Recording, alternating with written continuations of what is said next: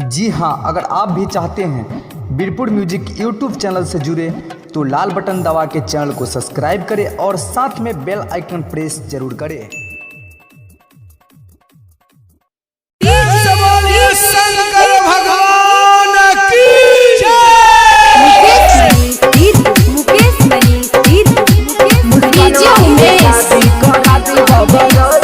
सुखीपुर बाजार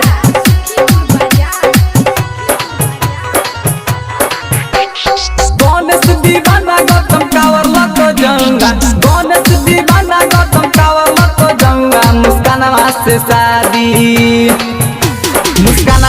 शादी करा दी बाबा रउआ, मुस्कानवा से शादी करा दी बाबा रउआ, मुस्कानवा से शादी करा दी बाबा रउआ। गणेश दीवाना गौतम कावर लको जाऊंगा, गणेश दीवाना गौतम कावर लको जाऊंगा। मुस्कानवा से शादी करा दी बाबा रउआ, मुस्कानवा से शादी करा दी बाबा रउआ, मुस्कानवा से शादी करा दी बाबा रउआ।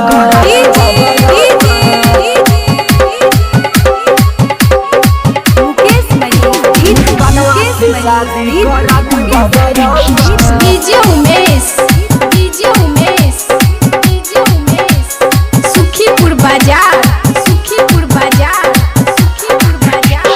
हमर जे बात नहीं मन मत रउआ, देव घर में देखी तोहर सब गौआ। हमर जे बात नहीं मन मत रउआ, देव घर में देखी तोहर सब गौआ। शिवलिंग धके रोयब दुनो जौआ, शिवलिंग धके रोयब दुनो जौआ। मुस्कानवा से शादी करा दी बाबा रउआ, मुस्कानवा से शादी करा दी बाबा रउआ, मुस्कानवा से शादी करा दी बाबा रउआ, करा दी बाबा रउआ। डीजे उमेश मुस्कानवा से शादी करा सुखीपुर बाजार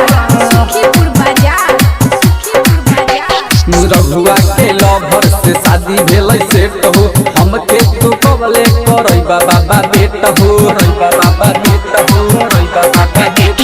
परवीन के लवर से शादी भेलै सेट हो, हमके तू कबले करई बाबा बेट हो। अब नहीं छोड़े राउर बाबा पौंगा, अब नहीं छोड़े राउर बाबा पौंगा। मुस्कानवा से शादी करा दी बाबा रउआ, मुस्कानवा से शादी करा दी बाबा रउआ, मुस्कानवा से शादी करा दी बाबा रउआ। गणेश दीवाना गौतम कावर लको जाऊंगा, गणेश दीवाना गौतम कावर लको जाऊंगा। मुस्कानवा से शादी करा दी बाबा रउआ, मुस्कानवा से शादी करा दी बाबा रउआ।